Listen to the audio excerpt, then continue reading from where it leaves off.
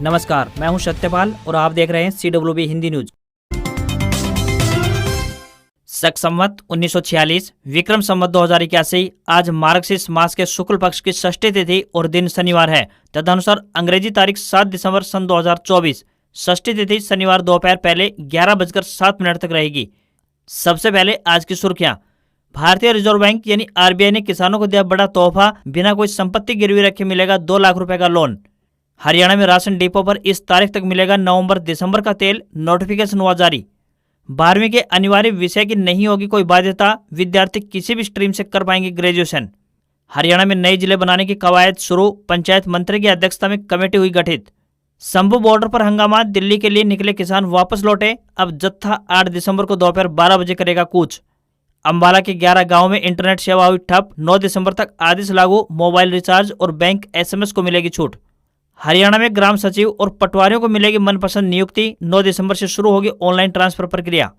DDA का महा offer, Delhi में घर का सपना होगा पूरा, मात्र 10,000 रुपए में कर सकते हैं बुकिंग।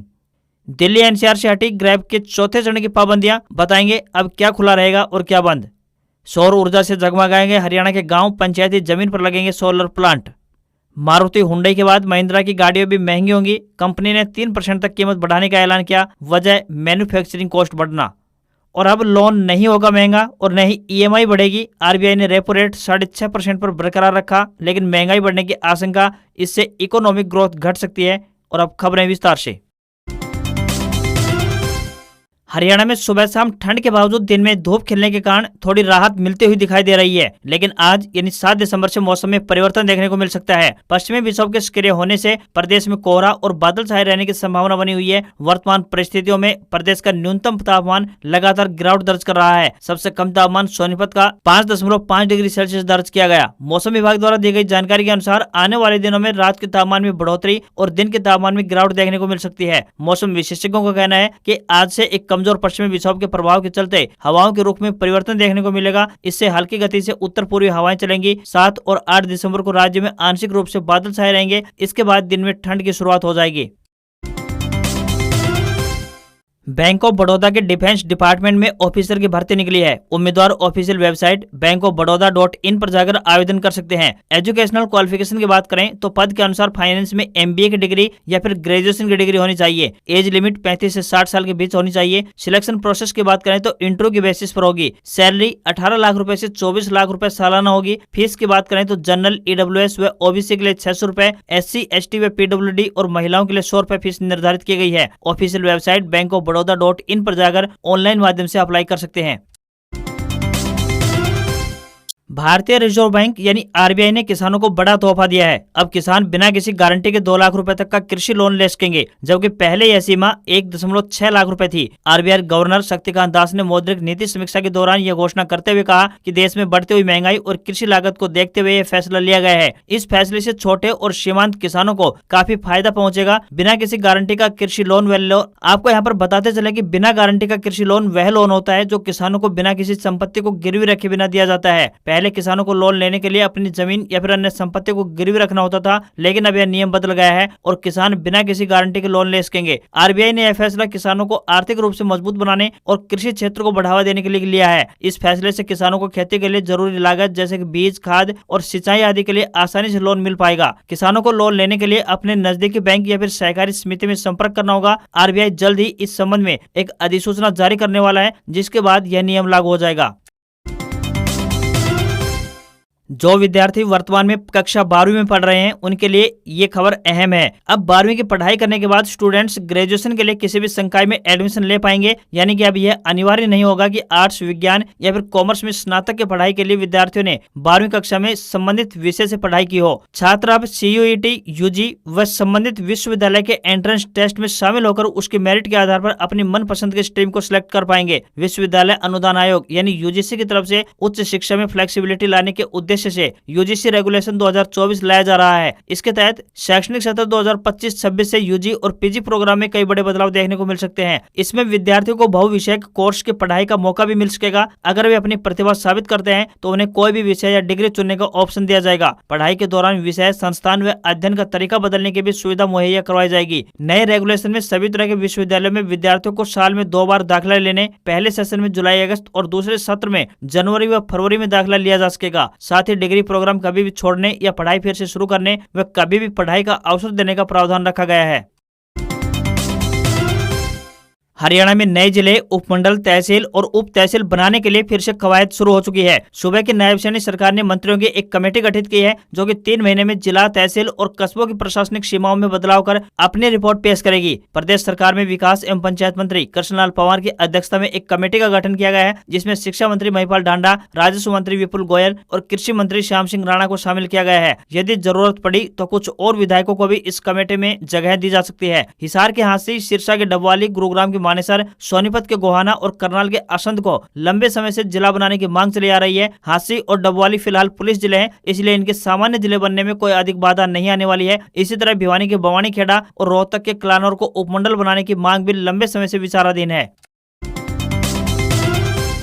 हरियाणा में विकास एवं पंचायत विभाग के कर्मचारियों को अपनी मनपसंद जगह पर नियुक्ति पाने का मौका दिया जा रहा है। विकास एवं पंचायत विभाग के कर्मचारी अब 14 फरवरी तक अपनी पसंद की जगह पर नियुक्तियां ले पाएंगे। विभाग द्वारा 9 दिसंबर से ऑनलाइन ट्रांसफर की प्रक्रिया शुरू होने जा रही है। ऑनलाइन ट्रांसफर की प्रक्रिया शुरू होने के बाद कर्मचारी अपनी पसंद के अनुसार स्टेशन भर पाएंगे जहाँ पर उन्हें ट्रांसफर लेना है। ग्राम सचिव और पटवारियों से लेकर जूनियर इंजीनियर, असिस्टेंट, अकाउंटेंट, लेखा लिपिक, क्लर्क, स्टेनोटाइपिस्ट और चालक ऑनलाइन ट्रांसफर में शामिल होंगे। ऑनलाइन ट्रांसफर की प्रक्रिया 9 दिसंबर प्रारंभ होगी। सेवा सत्यापन और स्कोर जनरेशन की प्रक्रिया 27 दिसंबर तक होगा। कर्मचारी की सहमति प्राप्त करने की अंतिम तिथि 7 जनवरी होगी। 7 जनवरी तक कर्मचारियों को सहमति देनी होगी। विभाग द्वारा कर्मचारियों को जोड़ने या फिर छूट देने की प्रक्रिया 10 जनवरी तक होगी। पोस्ट को युक्ति संगत बनाने या अवरुद्ध करना इत्यादि 17 जनवरी तक चलेगा। इसके बाद कर्मचारियों द्वारा स्टेशन भरने की आखिरी तारीख 27 जनवरी होगी। प्रोविजन स्थानांतरण की तारीख 31 जनवरी व कर्मचारी द्वारा एनीवेयर की श्रेणी में दोबारा से चॉइस देने की तारीख 7 फरवरी होगी। फिर 14 फरवरी को अंतिम ऑर्डर जनरेट होगा। अब सेवानिवृत्ति की अवधि पर भी विचार किया जाएगा।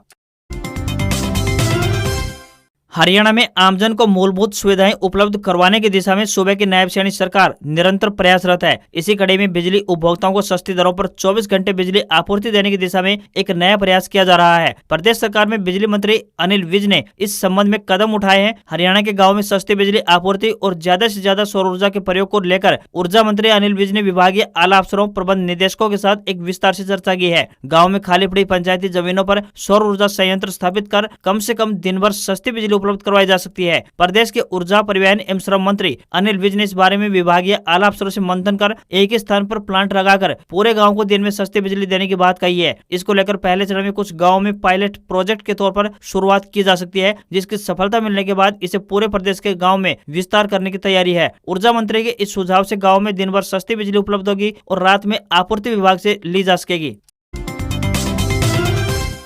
हरियाणा पंजाब के शंभू बॉर्डर से किसान शुक्रवार यानी 6 दिसंबर को दोपहर 1 बजे दिल्ली के लिए रवाना हुए, लेकिन करीब 2.5 घंटे बाद किसानों ने मार्च टाल दिया। किसान नेता सरवन सिंह पंधेर ने कहा है कि सरकार बातचीत के लिए तैयार है, इसलिए हम कल तक का इंतजार करेंगे। हम सरकार से टकराव नहीं चाहते। हमसे केंद्रीय कृषि मंत्री शिवराज सिंह चौहान बात करे। केंद्र वार्ता करेगा तो ठीक, नहीं तो रविवार यानी 8 दिसंबर को दोपहर 12 बजे 101 किसानों का जत्था लेकर दिल्ली कूच करेंगे। पिछले 9 महीने से कैंप लगाकर बैठे किसानों ने दोपहर 1 बजे 101 किसानों का जत्था दिल्ली के लिए रवाना किया था। किसानों ने बैरिकेड और कटीले तार उखाड़ दिए। इस पर हरियाणा पुलिस ने उन्हें चेतावनी दी और आंसू गैस के गोले दागे। इसमें 8 किसान घायल हुए हैं, 2 की हालत गंभीर है। हरियाणा पुलिस ने बैरिकेडिंग के साथ सीमेंट की पक्की दीवार बना रखी है। पुलिस और पैरामिलिट्री फोर्स तैनात है। पुल के नीचे पुलिस और पैरामिलिट्री फोर्स के करीब 1000 जवान तैनात हैं। वज्र वाहन और एम्बुलेंस भी मौजूद है।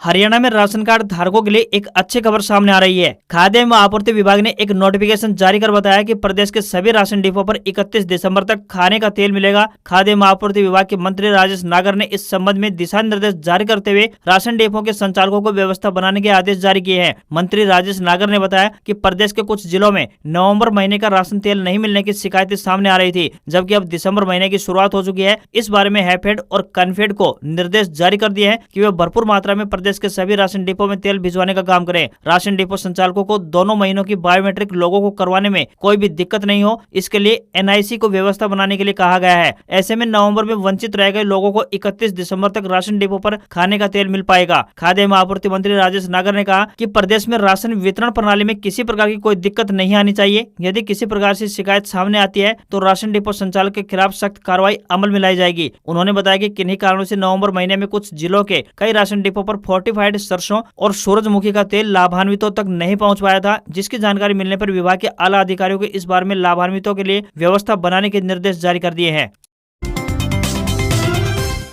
अगर सब कुछ ठीक ठाक रहा तो हरियाणा को अपने पहले एयरपोर्ट की सौगात इसी महीने मिल पाएगी। इससे संबंधित सारी प्रक्रियाएं पूरी हो चुकी हैं और अब अनुमान लगाए जा रहे हैं कि साल खत्म होते होते हिसार एयरपोर्ट को हवाई जहाज की उड़ान के लिए लाइसेंस दिया जा सकता है। शहर के एयरपोर्ट से चंडीगढ़, अयोध्या, अहमदाबाद, जयपुर और जम्मू के लिए उड़ानें शुरू की जाएंगी। उड़ानों के अलावा किसान अपनी फल, सब्जी और अनाज को भी बाहर भेज सकेंगे। हर रोज यहाँ से 20 फ्लाइट्स उड़ सकेंगी। पहले अगस्त में इस एयरपोर्ट से उड़ानें भरने की प्लानिंग थी, लेकिन विधानसभा चुनाव के चलते आचार संहिता लग गई और अलायंस एयर एविएशन लिमिटेड के साथ समझौता होने के बावजूद यह योजना सिरे नहीं चढ़ पाई। मीडिया रिपोर्ट से मिली जानकारी के अनुसार दिसंबर के महीने में हिसार एयरपोर्ट को कभी भी लाइसेंस दिया जा सकता है। इस एयरपोर्ट के डिजाइन से लेकर निर्माण तक हर कार्य एयरपोर्ट अथॉरिटी ऑफ इंडिया द्वारा संभाला जा रहा है। यहाँ से उड़ानें शुरू होने के बाद सालाना 3 लाख यात्री सफर कर पाएंगे। खास बात यह रहेगी कि यहाँ Boeing 777 series, B 787 series, A330 जैसे विमान भी उड़ान भर पाएंगे। उड़ानों के संचालन के दौरान राज्य सरकार द्वारा प्रधानमंत्री नरेंद्र मोदी को भी हिसार का न्योता दिया जा सकता है।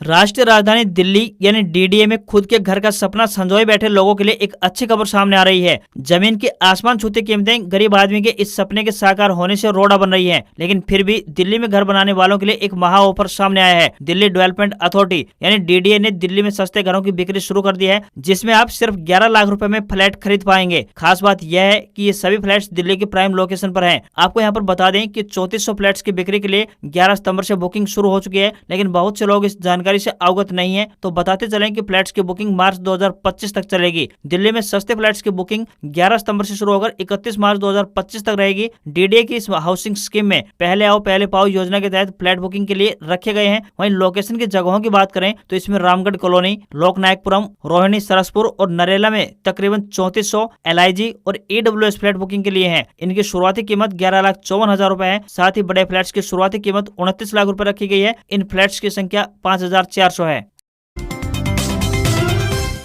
सुप्रीम कोर्ट ने राष्ट्रीय राजधानी दिल्ली NCR में वायु प्रदूषण मामले में सुनवाई के दौरान commission for air quality management यानी CAQM को इस बात की इजाजत दी है कि वह ग्रेडेड रिस्पांस एक्शन प्लान यानी ग्रैप के तीसरे और चौथे चरण के तहत लगाई गई पाबंदियों को घटाकर ग्रैप का दूसरा चरण लागू रखें। सुप्रीम कोर्ट ने माना है कि दिल्ली में एयर क्वालिटी इंडेक्स यानी AQI में सुधार हुआ है। अब कोर्ट के आदेश पर दिल्ली NCR क्षेत्र से ग्रैप के चौथे चरण की पाबंदियां हटा दी गई है। इसी के साथ स्कूलों में फिजिकल कक्षाएं भी शुरू हो जाएंगी। सुप्रीम कोर्ट ने कहा है कि यदि वायु प्रदूषण से हालात फिर से खराब होते हैं तो एक एहतियात के तौर पर ग्रैप के तीसरे चरण की पाबंदियों को तुरंत प्रभाव से लागू करना होगा। यदि हालात और ज्यादा बिगड़ते हैं तो ग्रैप का चौथा चरण लागू करने में कोई कोताही नहीं बरतनी होगी। दिल्ली में अब सभी तरह के ट्रकों पर प्रवेश हो सकेगा। साथ ही दिल्ली NCR में सभी स्कूल खोले जा सकेंगे। BS4 डीजल और BS3 पेट्रोल के वाहनों पर प्रतिबंध हट गया है। निर्माण कार्यों पर लगी रोक हटी है। साथ ही लेकिन सख्ती से धूल शमन के उपाय भी अपनाने होंगे।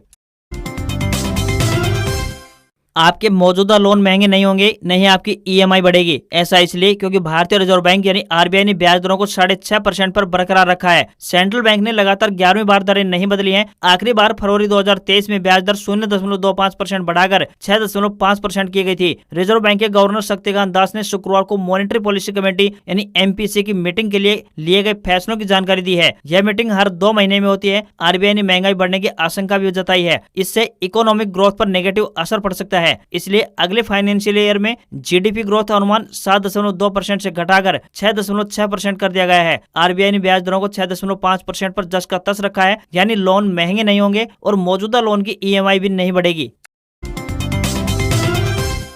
मारुति सुजुकी और हुंडई के बाद महिंद्रा एंड महिंद्रा ने भी अपनी गाड़ियों की कीमतें बढ़ाने का ऐलान कर दिया है। कंपनी अपने पोर्टफोलियो में शामिल स्पोर्ट्स यूटिलिटी व्हीकल यानी एसयूवी और कमर्शियल व्हीकल यानी सीवी की पूरी रेंज की कीमतों में 3% की बढ़ोतरी करेगी। महिंद्रा एंड महिंद्रा ने शुक्रवार 6 दिसंबर को एक्सचेंज फाइलिंग में बताया कि गाड़ियों पर बढ़ी हुई दरें जनवरी 2025 की शुरुआत से लागू हो जाएंगी। कंपनी ने यह फैसला इन्फ्लेशन के चलते बढ़ती लागत और कमोडिटी की कीमतों में उछाल के कारण लिया है। इससे पहले अन्य ऑटोमोबाइल कंपनियां जैसे Maruti Suzuki, Hyundai motor India, Mercedes Benz, BMW जैसी कंपनियों ने भी जनवरी 2025 से अपनी गाड़ियों की कीमत में बढ़ोतरी का ऐलान कर दिया है। मारुति सुजुकी इंडिया ने 4% बढ़ोतरी का ऐलान किया है। हफ्ते के आखिरी कारोबारी दिन भारतीय शेयर बाजार में फ्लैट कारोबार रहा। सेंसेक्स 56 अंक की गिरावट के साथ 81,709 के स्तर पर क्लोज हुआ। निफ्टी में भी 30 अंकों की गिरावट रही और यह 24,677 के स्तर पर बंद हुआ। सेंसेक्स के 30 शेयरों में से 17 में गिरावट और 13 में तेजी रही। निफ्टी के 50 शेयरों में से 32 में गिरावट और 18 में तेजी रही। रिलायंस, एचडीएफसी बैंक, भारतीय एयरटेल और इन्फोसिस ने बाजार को नीचे गिराया, जबकि axis bank, Tata Motors, Larsen and Toubro और आईटीसी ने बाजार को ऊपर खींचा। 10 ग्राम 24 कैरेट गोल्ड का भाव 266 रुपए गिरकर 76,187 रुपए पर पहुंच गया है। वहीं चांदी 390 रुपए गिरकर 90,820 रुपए प्रति किलो पर पहुंच गई है। दिल्ली में 10 ग्राम 22 कैरेट सोने की कीमत 71,300 रुपए और 10 ग्राम के 24 कैरेट सोने की कीमत 77,770 रुपए पहुंच गई है। आज खबरों में बस इतना ही। देखते रहिए आपको अपना हरियाणा का सबसे बेहतरीन news channel CWB Hindi news. नमस्कार। इसी आशा के साथ आपका दिन शुभ रहे।